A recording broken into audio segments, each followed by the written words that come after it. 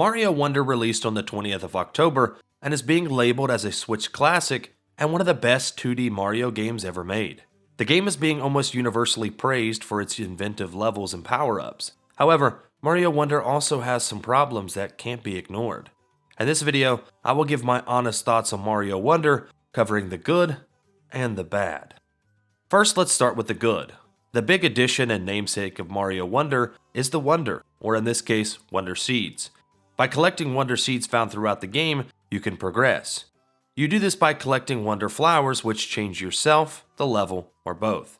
These are hidden on levels and force you to search each level with care. Some of the hiding spots I found to be pretty clever, while others were quite obvious.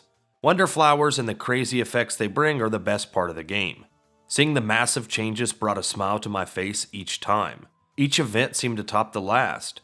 Some flowers changed the pacing of a level, while others introduced new forms of movement. Some flowers even added difficulty, forcing you to now complete the already challenging level, but with an added obstacle. The Wonder Flowers added a sense of unpredictability to every level. Even when they repeated certain gimmicks, such as turning you back into a slime, the challenge was different or heightened, forcing you to learn what seemed like a new mechanic. From a Goomba to a rolling ball to a drug-fueled dance party, the Wonder Flowers brought doses of LSD magic to the levels, and they were better for it. Combine the Wonder Flower with secrets, unique enemies, and a perfect art style, and you get a game that radiates style and flavor. Speaking of levels, I really liked how the game was constantly changing its pacing, throwing you nice little side levels. These side levels usually featured gameplay that wasn't typical. Were they always intuitive? No. Some made no sense and seemed to be designed by the fine people at Nintendo's mental asylum, but that's why I loved them. These insane and sometimes unfair treasure hunts offered a great change of pace from the usual levels. These levels had me banging my head against my desk, and the Waluigi sadist inside me loved every second of it. Speaking of pace, the races also brought much needed variety, foregoing careful platforming in the name of speed. The Wiggler races were incredible, despite me playing like an impaired Goomba. My only complaint is that there wasn't more. I wanted to smoke this Wiggler so much he developed performance anxiety and a drinking problem, but I digress. Next, let's talk about power-ups. Wonder features 4 distinct power-ups, with the Fire Flower being the only one returning from previous titles. First, let's talk about the new Elephant Fruit, which is my personal favorite. After eating the fruit, your character develops Big Elephant Energy, gaining the ability to pimp smack with your trunk, break blocks, and spread water. The shooting water gimmick was a nice touch, creating environmental puzzles and hidden secrets that required an elephant fruit to solve. Then comes the Drill Mushroom, granting you the power to dig underground, dodging attacks and traversing the floors, ceilings, and cracks. Again, this power-up is cleverly used to solve puzzles and unlock secrets. Not to mention, on some levels, it makes dodging projectiles extremely easy. Last, we have the Bubble Flower, which creates bubble projectiles that double as platforms. While this power-up is cool and can be abused, I used it the least. It just feels like compared to the other new power-ups, this power had the least amount of impact. I'm sure in the hands of a talented player or speedrunner it could easily be abused though. Each new power-up was fun to use and experiment with, as were the badges. Each badge offered a unique power or gimmick, changing how you could approach each level. Some of the badges offered radical changes such as invisibility, while others were more subtle.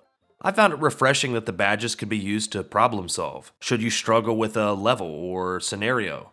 Keep diving face first into lava? There's a badge for that. Need coins to pay off your student debts? Again, there's a badge for that. Collecting the badges was sometimes a difficulty, for some were hidden and some were required to pass challenges. The challenges, while again offering a welcome change of pace, were hit and miss. Some were harder and offered a unique challenge, while others seemed rather pointless. Next, let's talk about animations of characters and enemies, which was superb. I don't think characters or enemies in Mario have ever looked better. Everything from lava bubbles to sleeping Goombas has personality. Every action you take showcases your character, from grabbing their hat to squeezing through pipes. The little touches here and there act like a little chef's kiss. As you enjoy the beautiful animations, you can also enjoy the soundtrack. I don't have much to say about the soundtrack because, well, it's a Mario game. I could have bet my first child that it was going to be good, and well, Wonder didn't disappoint. The level tracks are great as always, and what returning tracks are here sound great as well. Finally, let's talk about multiplayer. Multiplayer is back and better than ever. I've hated previous multiplayer and Mario titles because You would always just end up killing each other. Bouncing off one another was something that made the previous iterations of multiplayer unplayable and the reason for my many failed friendships. In Mario Wonder, however, this has changed. You can now pass freely between player to player. While this does limit the crazy shenanigans you can do, I found the less chaotic multiplayer to be easier to play and cause less headaches. The only problem I had was with the camera. On certain levels or Wonder Flowers, the camera was still too slow to follow both players, but this wasn't a common occurrence. After playing a few levels multiplayer, I found it quite enjoyable, all things considered, and can definitely see myself doing another run with a friend in the future. So far, this review, as you can tell, has been very pro Mario, but it's time to go off the script Nintendo sent me.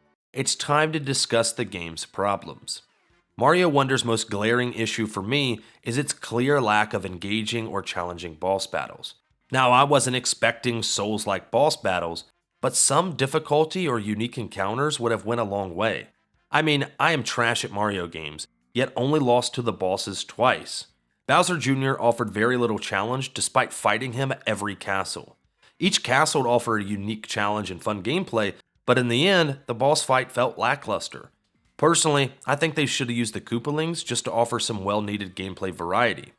Also, the Skyship boss fight where you have to go through the conveyor belt and then hit the big red button, this was odd and incredibly easy.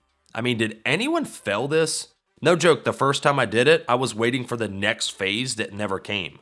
Like, what's the purpose of this? It's 2 jumps. This is the worst climax to a level I think I've ever seen, and you do it multiple times throughout the story. Then to make matters worse, the final fight with Bowser again offers 0 challenge. Bowser fights have never been hard, but a casual such as myself shouldn't be able to beat it with ease in their first try. Again, the bosses in Wonder are lackluster and pale in comparison to the varied and creative levels. I'm just surprised that Nintendo put all the work into the levels yet put no work into the boss fights. My last complaint with Mario Wonder would be how you need and acquire power-ups. Some levels require you to have a certain power-up to unlock its secret exit, which is fine and cool. However, this is where the problem lies. If you don't have the power-up, there is no way to get that power-up easily, meaning you'll need to do a backtrack to a previous level that has that power-up and collect it there. Then, while they're collecting the power-up you need, you still might die trying to escape with the power-up. You starting to see the problem? After collecting the needed power-up, you then have to go back to the level you needed it for. If you die, then guess what? Time to go collect the power-up you need again. This process is time-consuming and rather primitive for a game that already has some quality of life features. The game should have let you buy power-ups from the store for 50 or 100 purple coins. Now, some of you might be saying, well, there's badges that make getting power-ups easier. Well, that's true, but you get them after you beat Bowser. That's in-game stuff. Not to mention, it takes your badge slot. I think it would have just been way simpler to just let us buy a power-up. With that being said, overall, I think Mario Wonder is easily a standout for Nintendo this year.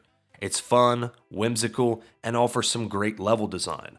What faults the game does have are easily overshadowed by its new power-ups, intriguing badge system, and engaging Wonder Flowers. Also, if you have friends, you can find some laughs and hijinks playing in multiplayer. Personally, this ranks up there with Super Mario World and Mario Maker as one of the best 2D Marios. So after crunching the numbers and cashing the check Nintendo sent me, I give Mario Wonder a 9 out of 10. Hopefully Nintendo makes this an ongoing series. I would love to see Mario Wonder 2 bring back even more crazy Wonder Flowers, yet also add some much needed boss variety. If you enjoy the content, try subscribing, leave a like, and have a good one.